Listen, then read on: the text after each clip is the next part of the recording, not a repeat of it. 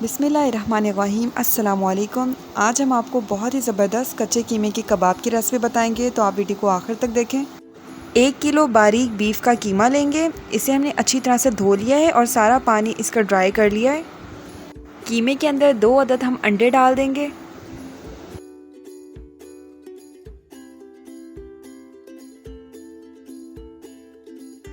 ایک کھانے کا چمچ لیں گے بھنا کوٹا زیرہ، 1 کھانے کا چمچ لیں گے بھنا کوٹا دھنیا، 1 کھانے کا چمچ لیں گے کٹی ہوئی لال مرچ اور 1 چائے کا چمچ لیں گے پسی ہوئی لال مرچ۔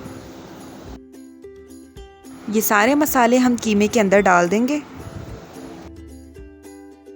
ہرا دھنیا لیں گے آدھا بنچ، اسے بھی ہم نے کاٹ لیا ہے۔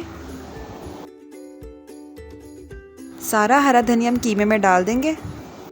2 عدد ہم درمیانی پیاز لیں گے۔ پیاز کو ہم نے کدوکش کر لیا ہے۔ کدوکش کرنے کے بعد اس کا پانی سارا ہم نے نچوڑ لیا ہے اور اب یہ ساری پیاز ہم قیمے کے اندر ڈال دیں گے۔ 1 چائے کا چمچ پپیتے کا پیسٹ ہے اور 3 عدد ہری مرچیں ہیں کٹی ہوئی، یہ دونوں چیزیں ہم قیمے کے اندر ڈال دیں گے۔ قیمے کے اندر 1 کھانے کا چمچ ادرک لہسن کا پیسٹ بھی ڈال دیں گے۔ 3 کھانے کا چمچ فائن آٹا لیں گے، یہ وہ آٹا ہے جو ہم روٹی کے لیے استعمال کرتے ہیں۔ اور نمک لیں گے حسب ذائقہ اور گرم مسالہ لیں گے 1 کھانے کا چمچ، یہ بھی ہم قیمے کے اندر ڈال دیں گے۔ اب ہم اسے اچھی طرح سے مکس کر لیں گے۔ اس کے اندر نمک آپ اپنے حساب سے ڈالیں اور مرچیں بھی آپ اپنے حساب سے ڈال لیں، جتنی آپ کو تیز مرچیں پسند ہو۔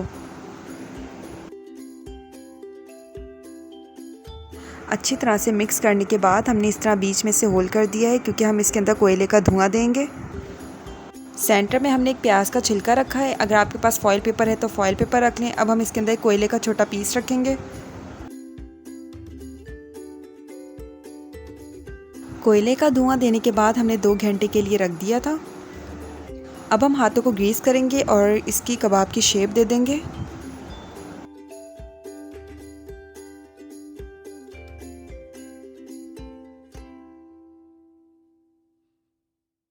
سارے کباب ہم اسی طرح سے ریڈی کر لیں گے۔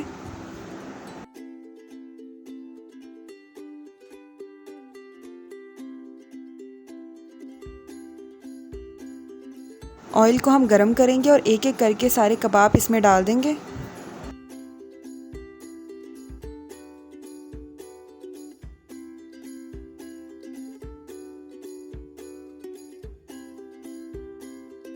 ایک ایک کر کے ہم نے سارے کباب ڈال دیے جتنے ہمارے پین میں آئے۔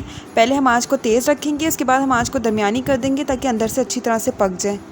اگر آپ تیز آنچ پہ پکائیں گے تو یہ ایک دم سے براؤن ہو جائیں گے۔ ایک سائڈ کو ہم نے 8 منٹ پکایا ہے۔ پہلے ہم نے تیز آنچ پہ پکایا، پھر آنچ کو ہلکی کر دیا ہے۔ اب ہم سائڈ پلٹ رہے ہیں اور 8 منٹ اس کو مزید پکائیں گے ہلکی آنچ پر۔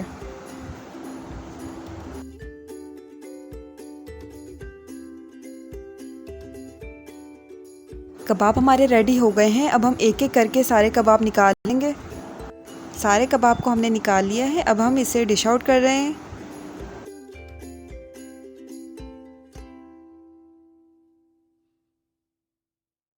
تو یہ ہے ہمارے کباب کی فائنل لک۔ آپ اسے کسی بھی طریقے سے ڈش آؤٹ کر سکتے ہیں۔ بہت ہی مزیدار اور ٹیسٹی کباب بنے ہیں۔ اس ریسیپی سے آپ ضرور ٹرائی کریں۔ امید ہے آپ کو یہ ریسیپی بہت پسند آئی ہوگی۔ اگر ریسیپی پسند آئی ہے تو ویڈیو کو لائک کریں، چینل کو ہمارے سبسکرائب کریں۔ تھینک یو، اللہ حافظ۔